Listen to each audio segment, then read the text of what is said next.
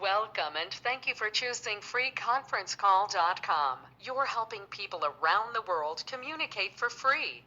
There are 3 participants in the conference.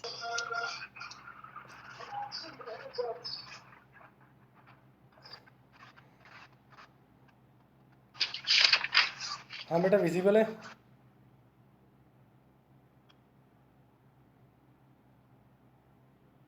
Tanmay Yes, sir.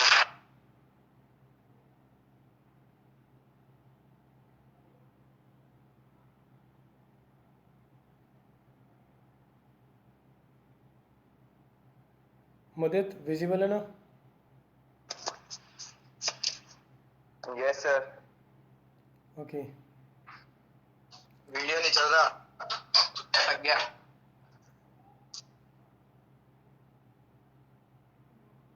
और बाकियों के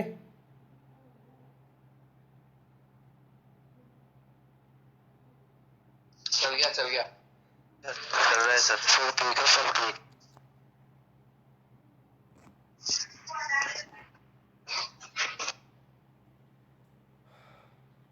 ओके चलो आज ये चैप्टर ख़त्म करते हैं हम चैप्टर नंबर 1 को। ये दांत कौन निकाल रहा है बेटा? कौन हंस रहा है ये? तन्मय किस खुशी में?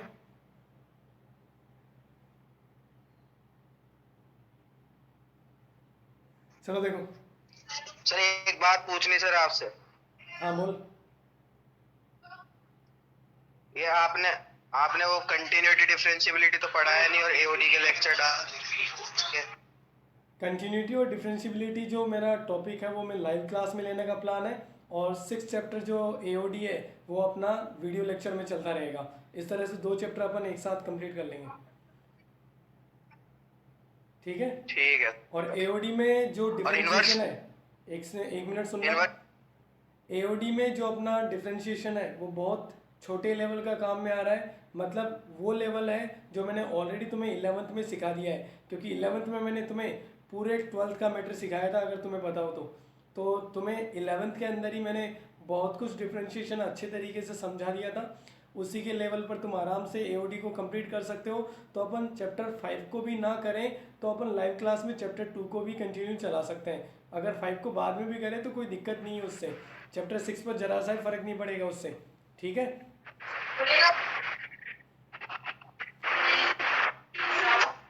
ओके अपने ऑडियोज बंद कर लो अब। चैप्टर नंबर 1 में जो हमने कंप्लीट किया था वो था हमारा कंपोजिशन ऑफ फंक्शन, और दूसरा हमने कंप्लीट किया था इन्वर्स और कंपोजिशन का आपस में रिलेशन, कि इन्वर्स और कंपोजिशन का एक दूसरे के साथ क्या रिलेशन होता है, ठीक है? तो आज हम इन्वर्टिबल फंक्शन से रिलेटेड ही क्वेश्चन करेंगे। जैसे सबसे पहला क्वेश्चन एनसीईआरटी से ले रहा हूँ मैं, ध्यान देना। हमारे पास फंक्शन है कि f is from natural number to natural number. ये नेचुरल नंबर से नेचुरल नंबर के अंदर एक फंक्शन डिफाइन है such that fn is equal to n minus 1 upon 2 if n is odd and n upon 2 if n is even, और यहाँ पर given है n belongs to natural number. तो हमें ये चेक करके बताना है कि ये फंक्शन इन्वर्टिबल फंक्शन है या फिर नहीं है। तो इस फंक्शन को मुझे इन्वर्टिबल चेक करना है, और इन्वर्टिबल चेक करने के लिए मुझे चेक करना पड़ेगा 1 1 और ऑन टू दोनों को। तो सबसे पहले मैं इसमें चेक करूंगा 1 1 इसमें चेक करने का तरीका बहुत ध्यान से समझ लेना, बिल्कुल अच्छे से देख लेना, कहीं पर भी डाउट हो तो पूछ लेना। देखो 1 1 के लिए हमेशा हम यही करते हैं कि 2 एलिमेंट लेंगे इसके डोमेन के अंदर से। तो हम ले लेंगे लेट n1 और एक है n2 belongs to natural number. तो नेचुरल नंबर के अंदर से मैंने 2 डोमेन के एलिमेंट उठा लिए, एक तो n1 है और दूसरा है n2। Okay such that fn1 is equal to fn2, fn1 fn2 के इक्वल है। तो fn1 को मैंने पहले से ही इक्वल कर दिया fn2 के। मतलब ये हुआ कि मेरे डोमेन के 2 एलिमेंट थे, एक तो n1 था दूसरा n2 था, और उन दोनों के लिए मैंने fn1 इक्वल टू fn2 लिखा। इसका मतलब n1 पर आने वाला रेंज और n2 पर आने वाला रेंज इक्वल हो गया पहले से ही। तो Fn1 Fn2 के इक्वल ऑलरेडी हमने कर लिया, रेंज को बराबर कर दिया। अब यहाँ से हम n1 equal to n2 show करेंगे, तब ये 1 1 होगा। तो Fn1 को मैं कैसे ओपन करूँ, क्योंकि मेरा फंक्शन दो तरह से बिहेव कर रहा है। ऑड नंबर पुट करता हूँ तो इस तरह से, इवन नंबर पुट करता हूँ तो इस तरह से। मतलब ये हुआ कि n1 और n2 का मुझे पता करना ज़रूरी है कि वो ऑड है या इवन है, अगर मुझे इसको ओपन करना है या इसका वैल्यू पुट करना है। तो अगर Fn1 का मुझे कहीं पर n1 की जगह वैल्यू पुट करनी है तो मुझे ये पहले पता होना चाहिए कि n1 इवन नंबर है या n1 ऑड नंबर है।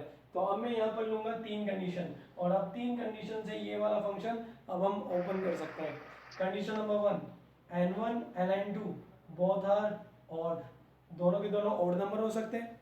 Second condition, n1 and n2 both are even, so दोनों के दोनों नंबर इवन भी हो सकते हैं।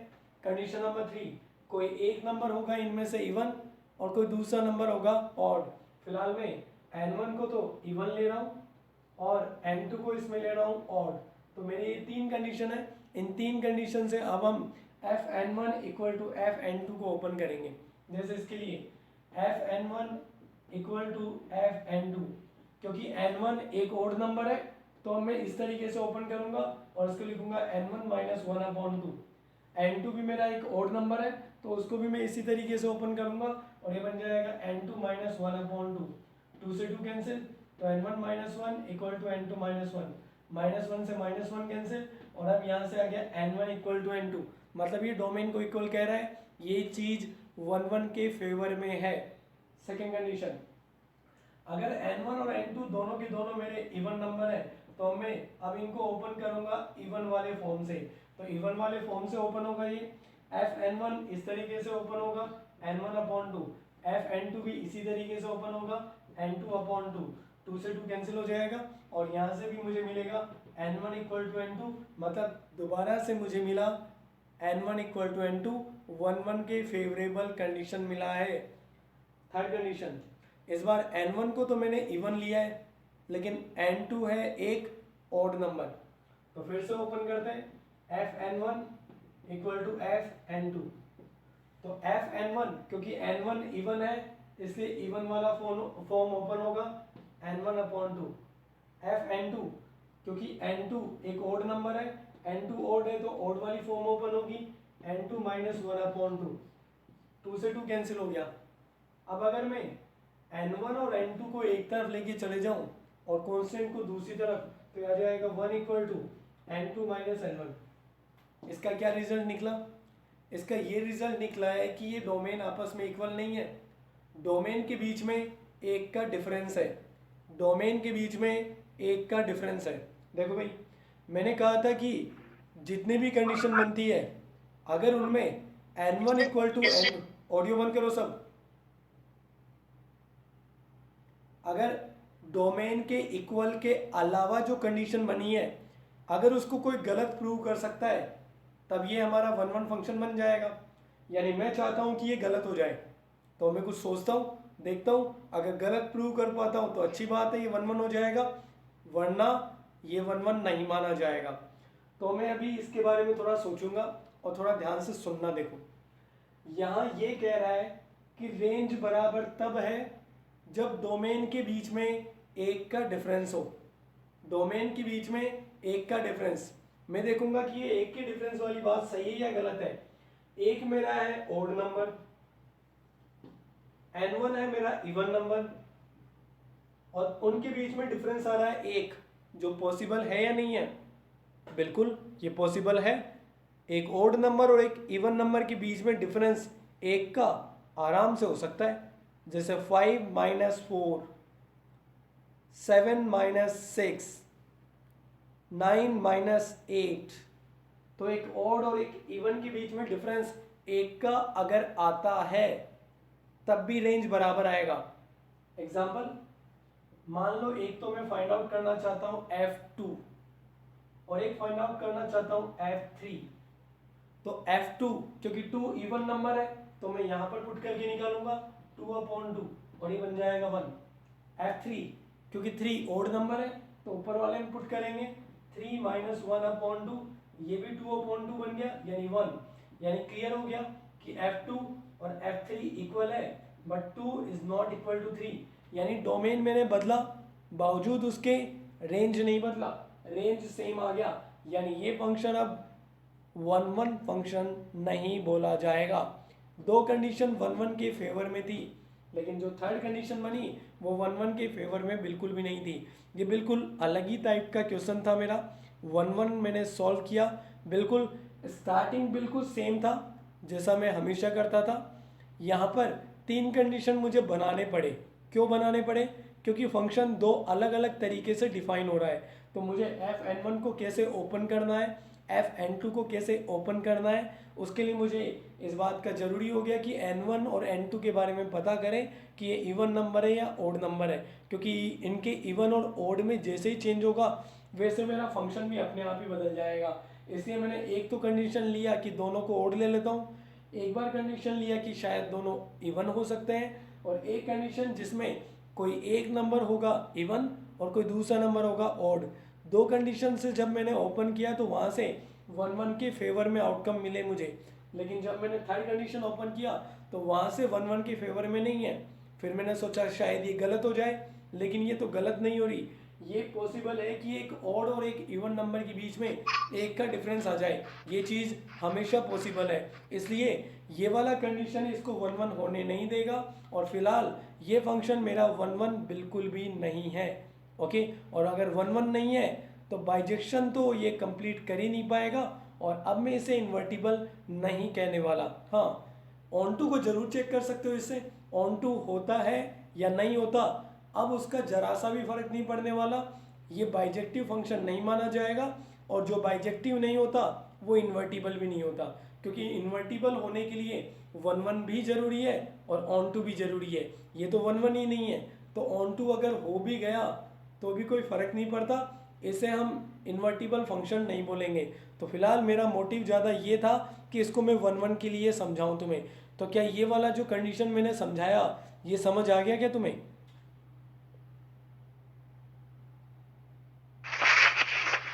Yes sir. यस सर, आगे सर स्क्रीनशॉट लेना दो। हाँ ले ले बेटा आराम से। स्क्रीनशॉट क्या पूरा वीडियो भेज दूं बोल? अरे नहीं सर, ये सही है, ये सही है, सही है आपकी दया है। अरे हमेशा ही भेजता हूँ बेटा पूरा वीडियो, मुबारक सर आपको। पूरा वीडियो रिकॉर्ड करके तुम्हारे पास ऑलरेडी हमेशा ही जाता है। ओके,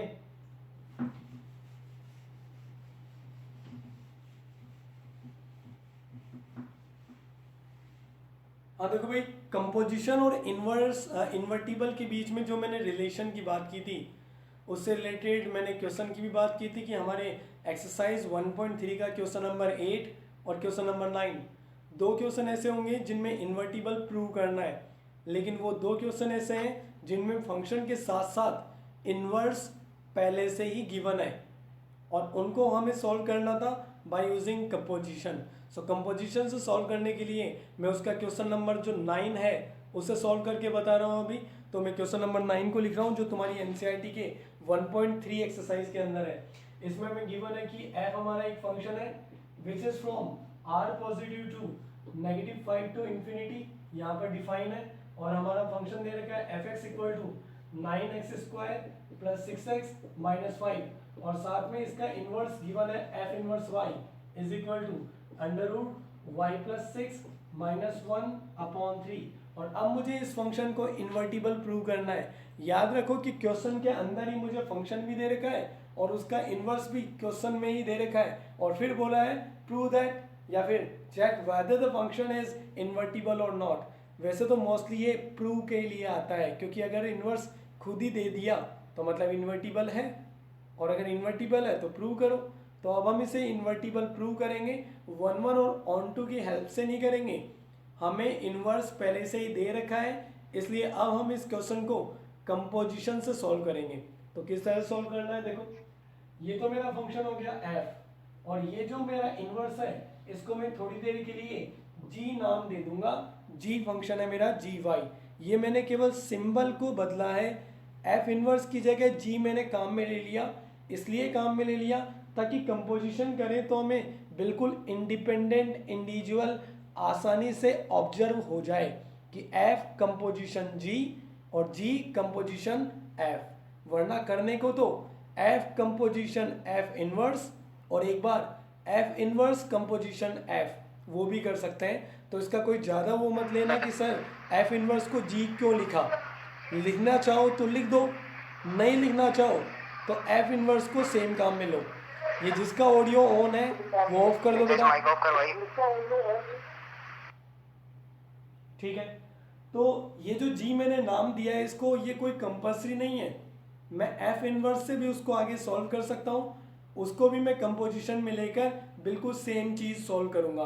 तो फिलहाल तो मैंने इसको G नाम दे दिया है और ये है under root y plus 6 minus 1/3। Okay, अब मैं अगर इसको इन्वर्टिबल प्रूव करना चाहता हूँ तो मुझे एक बार तो फाइंड आउट करना होगा F कंपोजिशन G और एक बार फाइंड आउट करना होगा G कंपोजिशन F, और उन दोनों का जो सॉल्यूशन है वो आइडेंटिटी वेरिएबल होना चाहिए, मतलब या तो x या फिर y।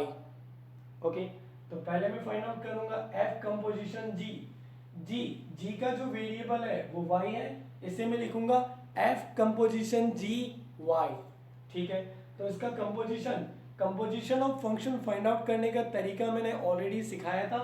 इसके अकॉर्डिंग माना जाएगा कि F के अंदर GY एक डोमेन का काम कर रहा है। ठीक है, तो F और उसके अंदर GY फंक्शन को रखते हैं, तो GY मेरा फंक्शन है under root y plus 6 minus 1/3। अब F के अंदर ये पूरा डोमेन का काम कर रहा है, मतलब F जो मेरा फंक्शन है उसके अंदर जहां जहां पर x दिखाई दे रहा है उस x के प्लेस पर इस पूरे को पुट करना पड़ेगा, इस पूरे को। तो देखो F मेरा फंक्शन है यहाँ पर 9, यहाँ पर x का स्क्वायर, तो x के स्क्वायर की जगह under root y plus 6 minus 1/3 का स्क्वायर प्लस 6, अगेन वापस x आ गया तो x के प्लेस पर दोबारा under root y plus 6 minus 1/3 और माइनस में 5। तो जहां जहां पर मुझे x दिखाई दिया मैंने उसकी जगह ये पूरा पुट कर दिया जो मेरा GY फंक्शन था। अब पहले इसका स्क्वायर ओपन करते हैं, कोई पहले से यहाँ 3 से 9 को काटने मत बैठ जाना, ये स्क्वायर भी करना है, स्क्वायर करने के बाद में काटना है इसको। तो ये बन जाएगा 9 इंटू, इसका मैं स्क्वायर ओपन करता हूँ तो a माइनस बी के होल स्क्वायर का मैं आइडेंटिटी लगा रहा हूँ, इसे डायरेक्ट ऑब्जर्व कर लेना आप तुम। ये बन जाएगा y plus 6 plus 1 minus 2 under root y plus 6। मेरे ख्याल से ये चीज़ समझ में आ गई क्या जो मैंने स्क्वायर ओपन किया? बिल्कुल बिल्कुल। ठीक है, यहाँ तो हमें कोई स्क्वायर वगैरह ओपन नहीं करना, तो मैं इसे 3 से डायरेक्ट काटूंगा और 2 से अब इन दोनों को मल्टीप्लाई करूंगा, तो ये बनेगा 2 अंडर रूट वाई प्लस 6 और 2 इंटू माइनस 1 माइनस का 2, लास्ट में माइनस का 5। अब ये 9 से 9 कट गया तो अब बच गया y plus 6 plus 1 minus 2 under root y plus 6 plus 2 under root y plus 6 और ये दोनों मिलाकर हो गया माइनस का 7, ये दोनों आपस में कट गए, 6 और 1 मिलाकर 7 हो जाएगा 7, ये 7 से कट गया, तो फाइनली मेरा आंसर आ गया y के इक्वल, जो कि एक तरह से इसका वेरिएबल है। तो g फंक्शन का वेरिएबल है y और इसका आंसर भी आ गया y।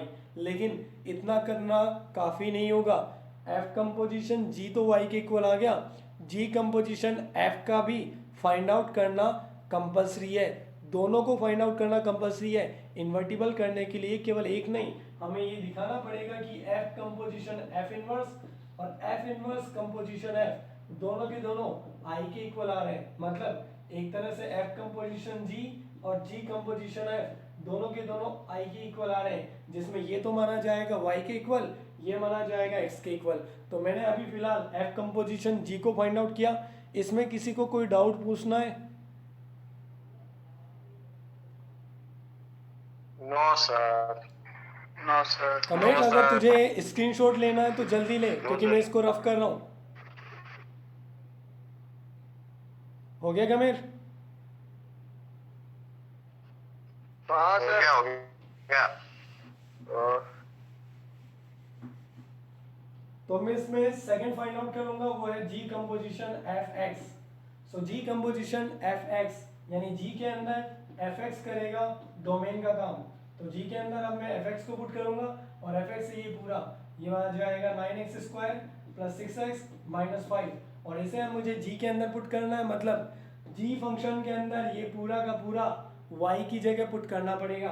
तो जी फंक्शन में y के प्लेस पर इस पूरे को लिखूंगा मैं, तो अंडर रूट के अंदर यहाँ जाएगा 9x² प्लस 6x माइनस 5, ये तो y की जगह, प्लस में 6 आगे है माइनस का 1 अपॉन में 3, तो अभी बन जाएगा under root 9x² plus 6x, इन दोनों का रिजल्ट बचेगा पॉजिटिव 1 नेगेटिव 1 अपॉन 3। फिलहाल ये जो क्वाड्रेटिक इक्वेशन है मैं इसको splitting the middle term method से सॉल्व कर सकता हूँ, और ये मैं अभी डायरेक्ट बता रहा हूँ, ये होता है 3x प्लस 1 का होल स्क्वायर। ट्राई कर सकते हो, चाहे अगर इसको स्प्लिट करके भी करोगे तो भी सेम रिजल्ट देगा, 3x प्लस 1 का होल स्क्वायर। तो यहाँ जाएगा under root of 3x plus 1 का होल स्क्वायर माइनस 1 अपॉन 3।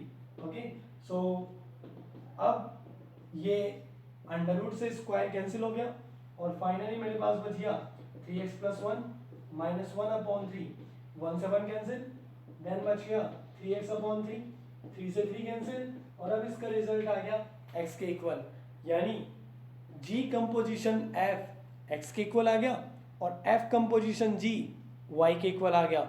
और अब मैं कह सकता हूँ f फंक्शन इज इन्वर्टिबल, और एक चीज और कहूँगा, f का अगर इन्वर्स निकालोगे तो वो g माना जाएगा, और g का अगर इन्वर्स निकालोगे तो वो f माना जाएगा। ऐसे केसेस में दोनों एक दूसरे के इन्वर्स होते हैं, तो यहाँ दोनों की दोनों एक दूसरे की इन्वर्स है, f का इन्वर्स g है, g का इन्वर्स f है। लेकिन फिलहाल तो हमें केवल इन्वर्टिबल का बात करना था, तो मैं डायरेक्ट अब इसके बाद में रिजल्ट लिखूंगा कि f composition g is equal to y and g composition f, ये हमारा आइडेंटिटी वेरिएबल आया है x, so f is invertible function. तो अगर कोई फंक्शन और उसका इन्वर्स दोनों के दोनों मुझे क्वेश्चन में पहले से ही दे देगा, तो मैं कंपोजिशन की हेल्प से उसको इन्वर्टिबल प्रूव करूंगा, ना कि 1 1 और ऑन टू की हेल्प से। 1 1 और ऑन टू से तब करना है जब हमें इन्वर्स नहीं दे रखा हो, हमें केवल फंक्शन दिया हो और पूछा गया हो कि ये इन्वर्टिबल है या नहीं है, तब मुझे 1 1 ऑन टू से करना है। लेकिन अगर फंक्शन साथ में उसका इन्वर्स दोनों चीज़ पहले से ही देगा, तो फिर मैं उसे कंपोजिशन से सॉल्व करूंगा। ये चीज़ क्लियर है क्या सबको? Yes sir. कमेल, स्क्रीनशॉट ले ले बेटा। हाँ सर। सर इससे क्वेश्चन जरूरी हर बार ही आता है क्या? बेटा लास्ट ईयर जो क्वेश्चन आया था उसमें पहले बताया था कि रिलेशन से बना था, तो रिलेशन से बन जाए या फंक्शन से बन जाए, दोनों में से एक क्वेश्चन जरूर बनता है, वो भी 4 मार्क्स का बनता है। पिछले साल तो 5 मार्क्स पूरे के पूरे रिलेशन से बने थे। एक ही सेट ऐसा था जिसके अंदर 1 नंबर का क्वेश्चन आया था, ओके, इस फंक्शन से रिलेटेड। बाकी पूरा का पूरा रिलेशन को वेटेज दे दिया था, फंक्शन का क्वेश्चन ही नहीं आया था। तो ऐसा भी हो सकता है कि रिलेशन से नहीं आए फंक्शन से आ जाए क्वेश्चन, और फंक्शन से नहीं आए रिलेशन से आ जाए क्वेश्चन। तो रिलेशन और फंक्शन इन दोनों टॉपिक में से कहीं से भी बनता है, और टोटल मिलाकर इस चैप्टर का मिनिमम वेटेज 5 नंबर तो बनता ही है। 4 नंबर का एक क्वेश्चन और एक छोटा वाला क्वेश्चन ऑब्जेक्टिव टाइप।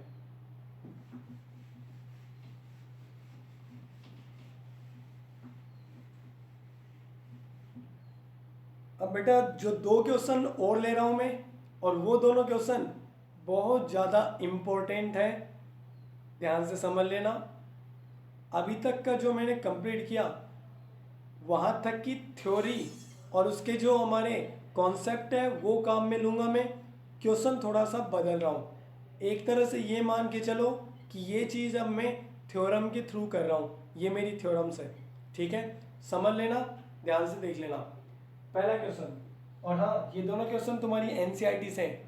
पहला क्वेश्चन ध्यान से सुनना, if f is a function which is already invertible. f एक फंक्शन है जो कि ऑलरेडी इन्वर्टिबल है। इन्वर्टिबल का मतलब मैं 100% श्योरिटी से ये भी कहूँगा कि ये फंक्शन 1 1 और ऑन टू भी जरूर है। So f is a function which is already invertible, then prove that f has a unique inverse, मतलब ये प्रूव करके बताना है कि f एक यूनिक इनवर्स रखता है, यानी f का इनवर्स एक ही फंक्शन होगा। f के इनवर्स दो दो तीन तीन अलग अलग फंक्शन नहीं होंगे। इनवर्स जो होगा, इनवर्स जो फंक्शन बनेगा वो एक ही बनेगा, एक से ज़्यादा नहीं बनेगा। इन्वर्टिबल चेक करने की जरा सी भी ज़रूरत नहीं है, इन्वर्टिबल पहले से ही है। क्वेश्चन का मीनिंग सबको समझ में आ गया क्या? क्या कह रहा है ये क्वेश्चन?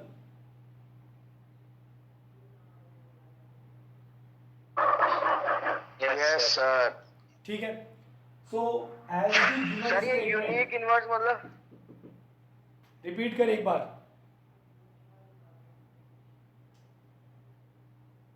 आधा क्वेश्चन समझ आ गया सर, आपने जो बाद में बताया ये यूनिक ऐसे कुछ वो समझ नहीं आया। f हैज यूनिक इनवर्स, मतलब f का इनवर्स यूनिक होगा। यूनिक का मतलब जानते हो ना तुम, हिंदी में बोलते हैं अद्वितीय, जिसके जैसा कोई दूसरा नहीं होता। ठीक है, एंटीपीस। हाँ तो ओके उसका सर। इनवर्स एक ही होगा, दूसरा कोई इनवर्स फंक्शन नहीं होगा। एक ही इनवर्स होता है एक फंक्शन का, कोई दूसरा फंक्शन नहीं होता। मतलब f का इनवर्स g को भी कह दूं और h को भी कह दूं और दोनों अलग अलग, ऐसा नहीं होगा। यही प्रूव करके दिखाना है। तो गिवन स्टेटमेंट है तो ये तो f कॉमन सेंस की बात है ना सर। बेटा मैथमेटिक्स में प्रूफ चलता है, कॉमन सेंस नहीं। कॉमन सेंस तो मैथमेटिशियन जो है ना, उनके पास प्रूव करने के बाद होता है। ठीक है बेटा, प्रूफ चाहिए हर चीज का। Okay sir. ठीक है ना, हर चीज के पीछे लॉजिक होता है, प्रूफ होता है। मान लो कि ये कॉमन सेंस तो है, लेकिन क्या पता इतने सारे टाइप के हमारे फंक्शन है अलग अलग तरीके के, कोई इस तरह का कोई एक फंक्शन ऐसा निकल कर आ जाए जिसके इन्वर्स दो दो आ जाए, फिर क्या करेंगे? तो उसके लिए एक मैथमेटिकल प्रूफ जरूरी है कि हर एक फंक्शन के लिए बिल्कुल क्लियर हो जाए कि इसका इन्वर्स एक ही हो सकता है, दो दो इन्वर्स नहीं निकल सकते। तो उसका कोई ना कोई मैथमेटिकल प्रूफ भी जरूरी था, उसके लिए ये क्वेश्चन है। ठीक है, तो देखो ये गिवन स्टेटमेंट है कि f इज ऑलरेडी इन्वर्टिबल है, और अब हम ये प्रूव कर रहे हैं f has a unique inverse, यानी f के इनवर्स जो है ना वो दो दो है। तो हम हमेशा इसका अपोजिट लेंगे। मतलब तुम्हें याद होगा 10th क्लास का हमारा वो मेथड जिसमें हम इसके अगेंस्ट स्टेटमेंट मानते थे, ओके, कॉन्ट्रडिक्शन का मेथड। तो इसमें भी मैं ये मानूंगा कि f का इनवर्स एक ही प्रूव करना है। मैं ये मानूंगा कि एक नहीं, इसके दो दो इनवर्स होते हैं। सो हम यहां लेट करेंगे f हैज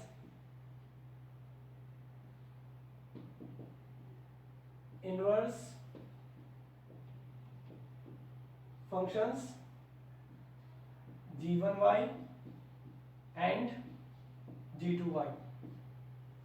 सो मैंने f के जो इनवर्स है वो दो दो मान लिए। मुझे तो यही प्रूव करना था कि f का इनवर्स एक ही होता है। मैं उल्टा काम करूंगा, मैं ये मान के चलूंगा कि एक नहीं होता, एक से ज़्यादा होते हैं, दो होते हैं। तो इसका जो इन्वर्स है मैंने दो दो मान लिए, एक तो g1 को और एक g2 को। ठीक है, अब मैं ये बात करूंगा, अगर condition number 1, if g1y is the inverse of f, तो फिलहाल मैंने जो कंपोजिशन और इनवर्स के बीच में रिलेशन पढ़ा था उसके अकॉर्डिंग लिखूंगा f composition g1y is equal to i, क्योंकि कोई भी फंक्शन और उसके इनवर्स को जब मैं कंपोजिशन करता हूं तो उसका जो आंसर आएगा वो उसका वेरिएबल आता है। ओके, आइडेंटिटी वेरिएबल का वैल्यू आता है। तो मैंने इसको लिख दिया i के इक्वल, क्योंकि f है फंक्शन, g1 उसका मैंने इनवर्स मान ही लिया। तो जब इन दोनों का जब मैं कंपोजिशन करूंगा तो i के इक्वल आएगा। इसको मैंने इक्वेशन नंबर 1 बोल दिया। Condition number 2, if g2y is the inverse of f, तो पहले कंडीशन में अगर मैंने g1 को इसका इनवर्स मान लिया तो f कंपोजिशन g1 i के इक्वल आएगा, और अगर मैंने g2 को इसका इनवर्स माना तो इस केस में f कंपोजिशन g2y ये भी i के इक्वल आएगा। और फिलहाल मैं इन दोनों इक्वेशन से लेफ्ट साइड्स को इक्वल कर सकता हूँ so from equation 1 and 2, F composition G1y is equal to F composition G2y. Composition के मेथड के अकॉर्डिंग F के अंदर G1y डोमेन का काम कर रहा है, यहाँ पर भी F के अंदर G2y डोमेन का काम कर रहा है। अच्छा, ये फंक्शन मेरा अगर इन्वर्टिबल पहले से ही है, मतलब ये भी श्योरिटी है कि F11 फंक्शन जरूर बनेगा। तो अब मैं सॉल्यूशन इस तरफ करके बता रहा हूँ, देखना। सो मैं यहाँ से कहूँगा बिकॉज F इज इन्वर्टिबल। देखो यहां तक समझने में मेरे ख्याल से ज्यादा प्रॉब्लम नहीं आई होगी, लेकिन ये जो स्टेटमेंट अब लिख रहा हूं मैं, उससे बहुत ज्यादा ध्यान से समझना, क्योंकि वही इसका एंड है और वही सबसे इंपॉर्टेंट चीज है इस पूरे क्वेश्चन के अंदर। तो अब जो चीज मैं लिखने जा रहा हूं, जो मैं कहने जा रहा हूं, उसे ध्यान से सुनना और उसे माइंड में समझने की कोशिश करना। देखो, because F is invertible, so is 1 1 also। क्योंकि अगर इन्वर्टिबल है तो मैं 1 1 और ऑन टू दोनों तो आराम से कहूंगा, क्योंकि इन्वर्टिबल फंक्शन तभी होता है जब वो 1 1 भी होता है और जब वो ऑन टू भी होता है। तो ये इन्वर्टिबल है, मतलब 1 1 तो श्योरिटी है। 1 1 फंक्शन को अगर तुम्हें याद हो तो हम चेक कैसे करते थे, क्या करते थे हम, डोमेन के दो एलिमेंट लेते थे x1 x2 fx1 equal to fx2, और यहां से हम प्रूव करके बताते थे x1 इक्वल टू x2।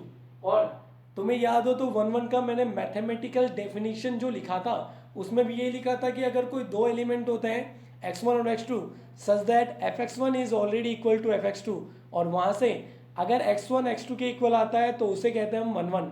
तो यहाँ पर भी ये फंक्शन मेरा है 1 1 फंक्शन, इसको तुम एक डोमेन मान के चलो, ये मेरा दूसरा डोमेन, ये मेरा f फंक्शन, इधर भी f फंक्शन। तो एक तरह से ये सोच के चलो कि f x1 equal to f x2, और क्योंकि ये 1 1 पहले से ही है, मतलब गारंटी है कि x1 इक्वल टू x2 जरूर आएगा, और x1 इक्वल टू x2 आएगा तो उसका मतलब g1y इक्वल टू g2y, मतलब जो मेरे दो फंक्शन थे इनवर्स अलग अलग वो बराबर निकले। मतलब दो अलग अलग नहीं है, ये एक ही है, तो इनवर्स दो अलग अलग नहीं होते भाई, उनको नाम अलग अलग दे दिया एक तरह से, है तो दोनों आपस में इक्वल, तो इक्वल निकले, मतलब f has a unique inverse. इसके दो इनवर्स नहीं है, एक इनवर्स है, और ये दोनों इक्वल आने का रीजन मैं फिर से बताऊंगा।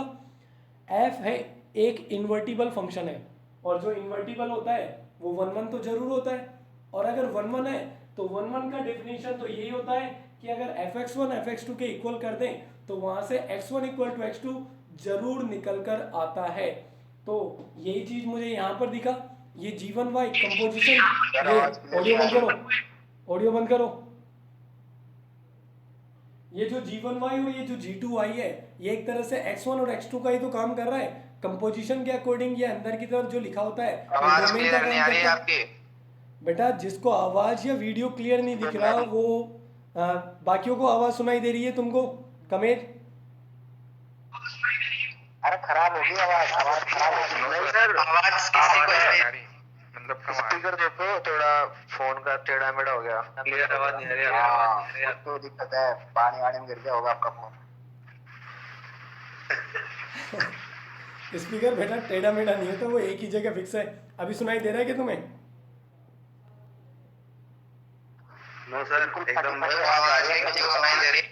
चलो ठीक है आपकी बारी आवाज है वो तो लगी नहीं रही। देखो जिसको सुनाई नहीं दे रहा, थोड़ा सा मैं भी अब उसका कुछ नहीं कर सकता, क्योंकि इंटरनेट मेरे इशारों पर तो चलता नहीं है। तो वही है, इसका जो वीडियो है, इसका वीडियो मैं शाम तक भेज दूंगा तुम्हारे पास। अरे सर, हाँ ये कैसे बोल रहे हो? सर सर एक बार आप इसकी गोली सर, एक बार किसी को ही नहीं सुनाई दे रही सही से। ठीक है, चुप रहो, फोन उठाओ और एक सही रख दो, आप फोन उठा लो और एक गिलास पानी पी लो, हवा दे दो उसमें सेव करके। ठीक है, ऑडियो बंद करो अपना, मैंने धूल चली गई उसको हटा दो, ऑडियो बंद करो। कर दो एक बार। कोई एक जना बता दो मुझे कि मेरी आवाज अभी भी क्लियर आ रही है नहीं? आवाज नहीं आ रही सर, नहीं आवाज बहुत बढ़िया आ रही है सर, समझ में नहीं आ रहा। ठीक है, मैं एक बार फिर से, बिल्कुल भी क्लियर नहीं आ रही। ओके, मैं एक बार ऑफलाइन होकर दोबारा आ रहा हूँ, मैं स्पीकर में फूंक मार दूं। ऑफलाइन होकर दोबारा आ रहा हूँ मैं।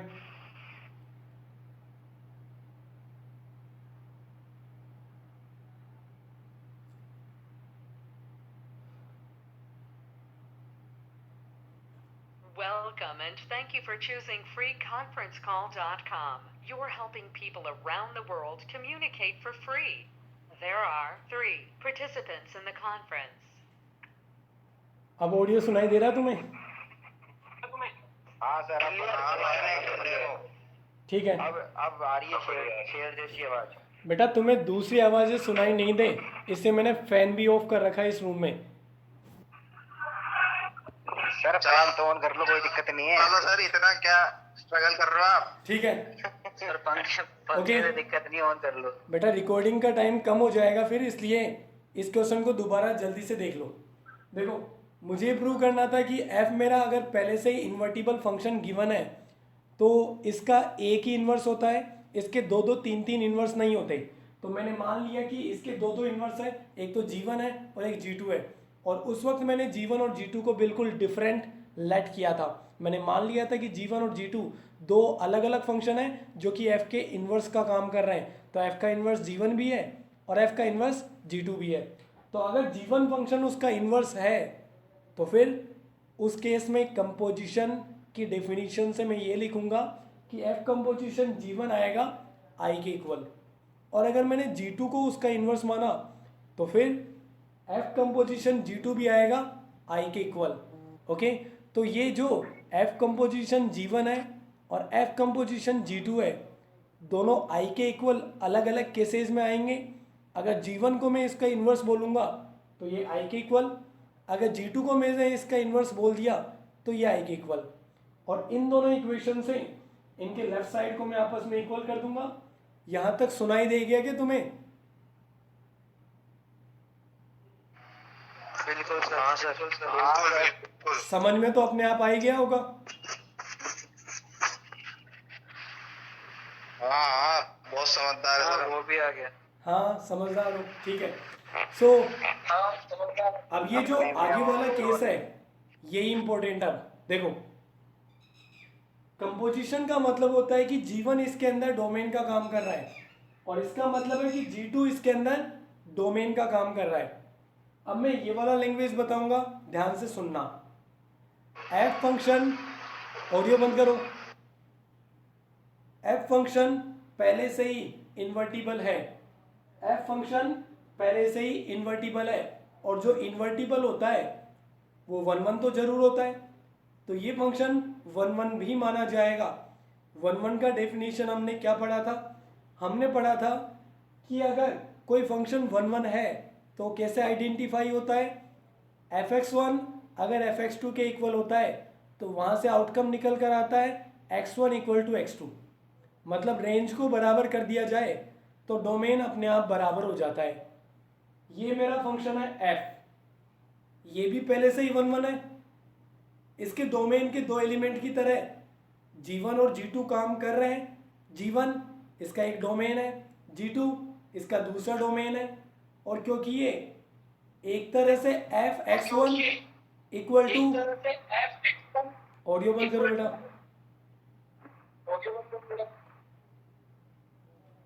तो fx1 इक्वल टू fx2 की तरह काम कर रहा है। और अगर ये 1 1 है तो इसका मतलब x1 इक्वल टू x2 जरूर आएगा। तो x1 इक्वल टू x2 करेंगे तो ये हो जाएगा g1y इक्वल टू g2y, और ये मेरा 1 1 की डेफिनेशन से लिखा है मैंने, क्योंकि ये इन्वर्टिबल है तो 1 1 भी है, और 1 1 का मतलब यही होता है कि fx1 अगर fx2 के इक्वल होता है तो वहाँ से x1 इक्वल टू x2 जरूर आएगा। और इसका रिजल्ट ये बताऊंगा मैं कि g1 और g2 जो मेरे अलग अलग फंक्शन थे वो बराबर निकले, वो अलग अलग नहीं है, वो आपस में इक्वल है और दोनों सेम है। तो सेम है तो दो दो इन्वर्स क्यों है? इसका तो फिर एक ही इन्वर्स निकला। क्या समझ में आ गया कि ये क्वेश्चन? आ गया। एक क्वेश्चन पूछना है सर मेरे को। बोलो। आ गया। कोई क्वेश्चन बताओ, क्वेश्चन। ये नीचे वाले स्टेप में दोनों तरफ इनवर्स ही ले लेते ना आप। G1 और G2 की जगह। नहीं, ये लास्ट में जो स्टेप है ना, f of g1y equal to f of g2y, हाँ इस स्टेप में दोनों तरफ f का इनवर्स ले लेते ना, क्योंकि इन्वर्टिबल तो है ही। ना ना ना ना ना बेटा, इन्वर्स लेने का जरूरत क्यों है? f फंक्शन है, उसका इन्वर्स मैंने यहाँ जो रिप्रेजेंट किया है वो G1 और G2 से किया है। मैं कहीं पर भी f का इन्वर्स यूज में नहीं लूँगा, क्योंकि उसके इन्वर्स को मैंने G1 से रिप्रेजेंट कर दिया है, G2 से रिप्रेजेंट कर दिया है। तो इन्वर्टिबल है तभी तो मैंने ये लिखा है, इन्वर्टिबल है तभी मैंने f कंपोजिशन G को I के इक्वल लिख दिया, f कंपोजिशन G2 को भी I के इक्वल लिख दिया, क्योंकि ये इन्वर्टिबल है। इन्वर्टिबल का ये मतलब नहीं है कि मैं f का इन्वर्स लिखूंगा, f के इन्वर्स की जगह मैंने उसको रिप्रेजेंट करने के लिए दूसरा सिंबल काम में ले लिया, G1 और G2। तो जहाँ पर तुम इन्वर्स कहना चाहते हो वहाँ ऑलरेडी G1 और G2 लिखे हुए हैं, तो इन्वर्स को अलग से लिखने की जरूरत नहीं है। समझ गया क्या? नहीं तो अगले स्टेप में डायरेक्टली लिख सकते हैं ना, g1y इक्वल्स टू g2y। इस स्टेप जैसे अपन वो ट्रिग्नोमेट्री में करते हैं ना, sin थीटा इक्वल्स टू होता है तो दोनों तरफ इनवर्स लेके हटा देते हैं। एक चीज ध्यान से सुनना बेटा, एग्जाम्पल बता रहा हूं मैं।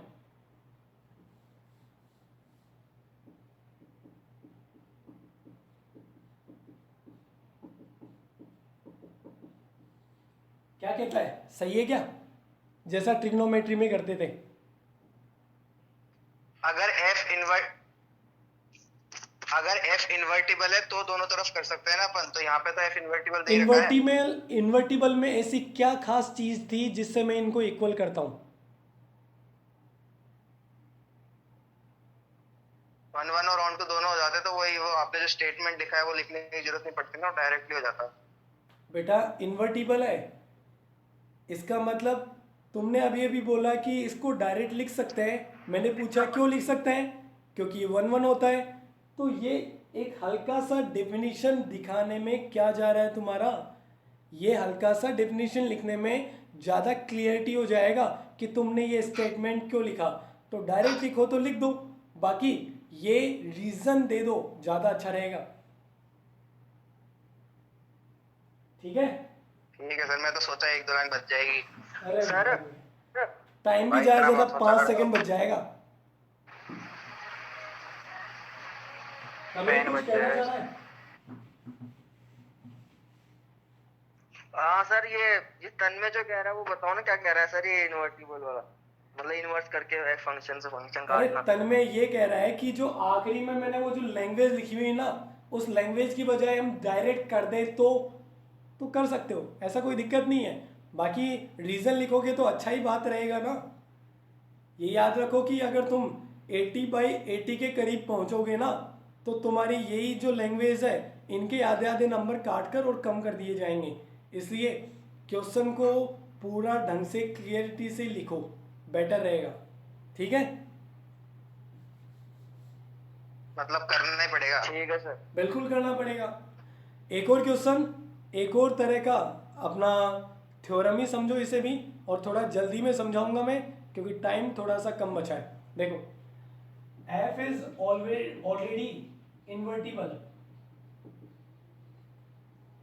f जो मेरा फंक्शन है वो पहले से ही इन्वर्टिबल है, and now we have to prove that f inverse to the inverse is equal to f। अभी प्रूव करके बताना है कि f इनवर्स जो मेरा फंक्शन आएगा, अगर मैं उसका दोबारा से इन्वर्स निकाल दूं तो वो f के इक्वल आता है। मतलब जैसे कि मैं कहता हूं कि f का इन्वर्स g है, g का इन्वर्स f है, कंपोजिशन के अकॉर्डिंग, वो जो डेफिनेशन था उसमें बताया था मैंने। तो उसी के अकॉर्डिंग ये प्रूव करना कि अगर f एक इन्वर्टिबल है तो उसका इन्वर्स तो जरूर आएगा, लेकिन उसके इन्वर्स का भी जो इन्वर्स दोबारा मैं निकालूंगा वापस f के अंदर कन्वर्ट हो जाएगा। इसे मुझे अब प्रूव करके बताना है। ये भी कॉमन सेंस तो आता ही है, लेकिन मुझे तो मैथमेटिकल प्रूफ चाहिए। तो मैं क्या करूँगा, सुनना ध्यान से और ध्यान से समझना। देखो, मुझे अगर ये स्टेटमेंट प्रूव करना है तो सबसे पहले f इज इन्वर्टिबल, एफ मेरा इन्वर्टिबल फंक्शन है, मतलब ये 1 1 ऑन 2 जरूर होगा। एक बात का ध्यान रखना कि इन्वर्टिबल फंक्शन को जब मैं इन्वर्स फाइंड आउट करता हूँ या फिर अगर कोई बाइजेक्टिव फंक्शन होता है तो उसको मैं इन्वर्स निकाल सकता हूँ, और जो मेरा इन्वर्स वाला फंक्शन बना है नया वो भी एक बाइजेक्टिव फंक्शन जरूर आता है।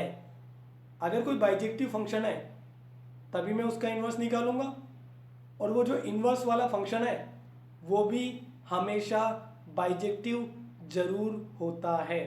ओके, तो अगर मेरा f एक इन्वर्टिबल फंक्शन है तो उसका इन्वर्स डिफाइन होगा। इस केस के थ्रू मैं कहूंगा f inverse is also invertible, और उसके अकॉर्डिंग f इन्वर्स का भी इन्वर्स जरूर डिफाइन होगा। ठीक है, तो अब मैं यहाँ पर कंपोजिशन और इन्वर्स के बीच में जो रिलेशन है वो लिख रहा हूँ। ये जो 2 लाइन लिखूंगा पूरा क्वेश्चन इन 2 लाइन पर डिपेंड करेगा। केवल ये जो 2 लाइन लिख रहा हूँ ध्यान से सुन लेना, देख लेना, कहीं डाउट हो पूछ लेना, क्योंकि इन 2 लाइनों के ऊपर पूरा क्वेश्चन डिपेंड करेगा। देखो, f composition f inverse equal to f inverse composition f equal to i। ये लाइन सबको समझ में आती है क्या?